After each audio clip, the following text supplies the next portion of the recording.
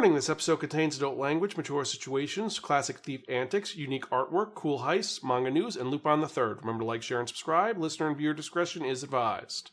Spiraken Manga Review, episode 548. Hello and welcome to another episode of the Spiraken Manga Review. I'm your host Zan, saying konnichiwa, aloha, buongiorno, and what's up? Hope you're excited for another fun-filled episode of this awesome podcast you can find at www.spiraken.com. We're also on Facebook, Twitter, Instagram, Spotify, YouTube, and various other social media types. Just type in SPIRAK and I guarantee you'll find us one way or the other. And if you are watching on YouTube, remember to like, share, subscribe, click on that bell for notification, and let's actually get to it because I am really excited to talk about this manga today because if you remember from that last episode, I spun that one that only the Wheel of Manga dictated on to be reviewing a manga that is a second collection in a series. And what series am I talking about? Well, I am talking about one that was written by one of the greatest mangaka of all time. We are talking about Monkey Punch. And this was released originally by Futabasha and brought over here by Seven Seas Entertainment. Now, this is a collection of works. So these are from all the periods of time of this great franchise that has been going out for quite some time. It was originally released in Manga Action Magazine, and originally came out in 1967, and technically still coming out because there are some spin-off series for this. But the original series was 67 to 69. I have talked about this manga several times in various iterations. I've talked about the original release, the Tokyopop release, the last collection, and now this one. I'm very excited for this because this collection, which is one volume only and is complete, is a collection of some of the best works from this series. Now, the demographic of this is adventure, action, comedy, mature, and crime, because it's a heist series. It is a seinen series, and the original name for this manga was Lupin Sansei, but is known in English simply as Lupin the III Thickest Thieves, the Classic Manga Collection. Now, this is the second collection brought to us by Seven Seas Entertainment, and it compiles 13 more of Monkey Punch's best stories and chapters from Lupin the III throughout history, with new translations, it's a beautiful hardcover and some amazing artwork. And for those of you who've never listened to my reviews of Lupin III or have never seen Lupin, Lupin is the man. Lupin is the grandson of great French thief Arsène Lupin, who was written by Maurice Lamarck all the way back in the 1800s. And he is the grandson. He is amazing at what he does. What he will do is he will steal an item. He will send a message to the owner saying, I'm stealing it this day. And he will accomplish that goal completely, sometimes by himself and sometimes assisted by his right-hand man, Jigen, the greatest marksman in the world, who'd never seen without his hat. You have Goemon, a swordsman who helps him out. And then, of course, there is his love interest slash arch nemesis slash best friend, Fujiko, who is, well, Fujiko has an entire series called The Woman Called Fujiko Mine, which talks about her. You can watch it on several sites. And then, of course, they're constantly pursued by Interpol detective Zenigata, who is constantly trying to get Lupin one way or the other through some way. And this is the second collection of stories about it. It's a mixture of a couple of good heists that have happened. One of them involves a museum heist.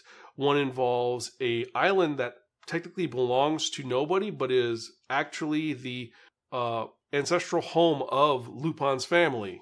So that's going on, and there's a couple of other heists going on, and pretty much these are wash, rinse, repeat designs that are well done and unique. The art style is very dated for its time. It is very 1960s and 70s, but it looks well done. The women are drawn sexily, Lupin is drawn very thin, Jigen is drawn very scruffy, and Goemon looks very put together. And sometimes the characters look exactly the same, sometimes it looks slightly different, but it all works out. Characters will die in this. There is violence. There is a lot of darkness in it. And you are rooting for the bad guy, which is Lupin. But Lupin is a thief with a heart of gold. So, yeah. And the stories are very different. And because of them focusing on Lupin doing different things. One is he's trying to break someone out of a prison cell, which turns out that he couldn't break the person out of the prison because they were killed the day before. Kind of unique. Another one is about Lupin trying to outsmart the Rat Gang, which was introduced all the way back in the 70s and were hinted at in the original collection, which we talked about a couple of years ago, about 2 years ago. And, well, there's more Fujiko Mine to talk about and her outsmarting everybody because Fujiko Mine outsmarts everyone because she is the smartest person in the room 9 times out of 10. And that is what this manga is about. It is a throwback to the awesomeness that is Lupin III and a love letter to some of the greatest heists that he has done. And some of it is not the best. For example, him being lost in the middle of a desert looking for some gold that he had forgotten and a camera following him the entire time and how Lupin outsmarts it. Or maybe he doesn't. We don't know. You have to see how Lupin gets past things. And of course, always following him is Zenigata, who's trying to catch Lupin in the act. And 9 times out of 10, Lupin always has the upper hand in unique ways that are very different and very crazy. And I gotta say, I love Lupin. I think he's one of my favorite characters. I cosplay as him, usually red jacket or blue jacket. I can't wait to do black jacket or green jacket, but yeah, this is Lupin, and that's really all I can say about this. It is a series which is truly unique and different, and, well, what can I say? It is Lupin III, and honestly, yeah, I'm a fanboy for Lupin. I think he is great. I think everyone should buy this collection. It is well done. I love the fact that it has the great thick cover. The artwork for Lupin, Jigen, Goemon, and Fujiko is not the best on the cover, but I do like the style of this. This one doesn't have any essays in it. It gets right to the point, but it guarantees that more is coming, and I cannot wait for more to come. Now, for that reason, because it isn't dated story, there are some people who will not find this as exciting. It is out of order. It's some stuff is going on, but for the most part, it's not a cohesive story. If you don't know the characters, you're not going to know what's going on. And that is a little bit of a detriment to it, but regardless, you know what I'm going to give this. I'm going to give this a really, really cool read it now. Lupin is worth reading. Lupin is one of the best characters ever written. The original one was amazing. I finally got a book on the original Lupin. I picked it up, and it's just as good as this. It is the thief outsmarting the detective in such a unique way, and I gotta say, I love it. It's great and well done. And yeah, so if you agree with me or if you disagree with me, let me know. You can email me personally at Xan, that's Xan at Spiraken.com, or tweet me at Spiraken, and let me know your thoughts on if you like Lupin III, if you're going to check this out, or if you think I'm crazy for liking Lupin. Let me know. And with that in mind, let's actually get to the random question for the day, which is one which is kind of fun. And that is going to be very simply, what do you think about Lupin, and what item would you want Lupin III to steal? There's a cosplayer who goes to every single convention who steals different things, from the Declaration of Independence to the Statue of Liberty. And it makes me wonder, what would you want Lupin to steal? Would you like him to steal something from the Louvre? Would you like him to see something from Congress? What are you thinking? Let me know. Email me at xanspiraken.com or tweet me at Spiraken. And with that in mind, let's actually get to the manga releases for the week, because we've got a bunch of them and I'm excited to talk about them. So let's get to it, shall we? So for this week, the manga releases that were released are, and I quote, The 100 Girlfriends Who Really, Really, Really, Really, Really, Really, Really, Really Love You, Volume 9. This one I was shocked got a new volume. Then we have Am I Actually the Strongest, Volume 5, the light novel. Animal Crossing New Horizon, Volume 6. Ayakashi Triangle, Volume 8. Call of the Night, Volume 15. Cat on the Hero's Lap, Volume 2. Delinquent Daddy and Tender Teacher, Volume 3, 4-Leaf Clovers. Disney's Twisted Wonderland, Volume 3. Don't Toy With Me, Ms. Nagatoro, Volume 16. The Duke of Death and His Maid, Volume 11. Fly Me to the Moon, Volume 22. A Galaxy Next Door, Volume 6, and I believe this is actually the last volume of the series. Helk, Volume 8. How I Met My Soulmate, Volume 2. The Knight Captain is the New Princess to Be, Volume 3. Kuma Kuma Kuma Bear Light Novel Volume 17, and Kuma Kuma Kuma Bear the Manga Volume 8. Mao, Volume 16. Mushoku Tensei Jobless Reincarnation, the Light Novel Volume 26. This is another one where I believe it is the final volume for the series.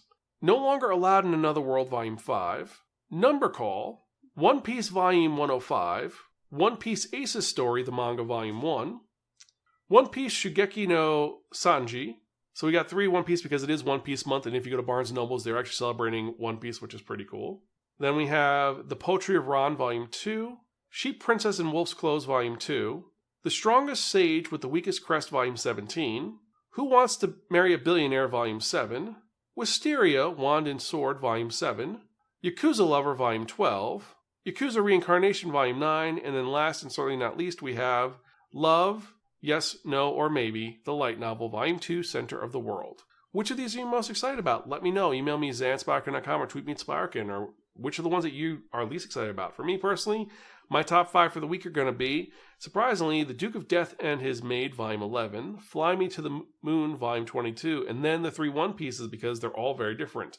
One Piece, Volume 105, is dealing with the Gear 5 story for Luffy. You have One Piece Ace's story finally being made into a manga instead of a light novel, and then Shigeki no Sanji is Sanji doing Shigekis. He's doing a food war, so it is really cool. The other ones that were on the list that we're debating about were Who Wants to Marry a Billionaire, No Longer Allowed in Another World, Galaxy Next Door, and then Cat on the Hero's Lap, because that looks really fascinating. But these are the ones I'm excited about. And which ones are you excited about? Let me know. Email me, zans@hurricane.com, or just let me know.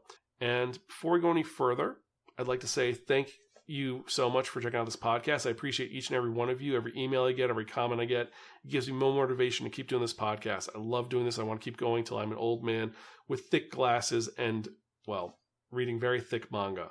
I'm going to keep going until I at least hit 1,000. So thank you so much. And before I go any further, as I said in the last episode, Akira Toriyama died a week ago, and it is a heavy loss for manga fans and anime fans. And we just discovered and just announced that unfortunately they're not going to be releasing any more Dragon Ball at this time. Everything is on hiatus, so it's a shame. And it's kind of funny because Sandland just got released as the anime, so I don't know if they're going to continue doing it or not, but it is really rough. But anyway, I digress. So thank you so much. And if you are watching on YouTube, remember to like, share, subscribe, click on that bell for notification. If you're watching anywhere else or listening, subscribe, check out our podcasts on iTunes, leave us some comments on what you think about it, what you like, what you don't like. I do have a Patreon. It's currently in, I'm redesigning it for reasons, but check it all out and help us support this podcast so I can make it the best I can be. So with that in mind, let's actually get to it because it's that time for that one, that only,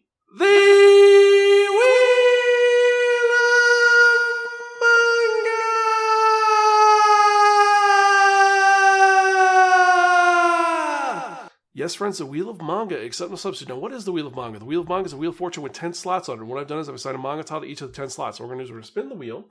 Whatever number it lands on, that's what we're going to review in the next episode of the Spiraken Manga Review, episode 549. Can you believe it? 549 episodes of this podcast since 2008. So I'm excited to see what we're going to review. So let's spin C, shall we?